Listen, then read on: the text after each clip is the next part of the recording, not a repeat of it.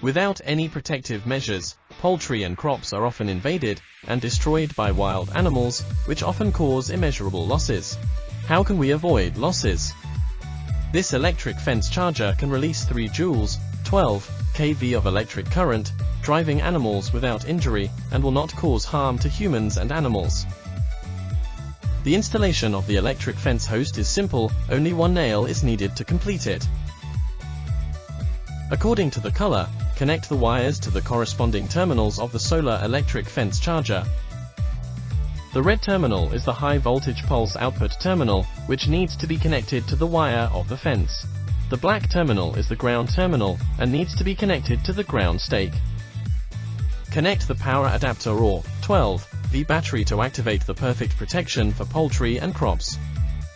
We provide excellent after-sales service to assist you with any questions or concerns.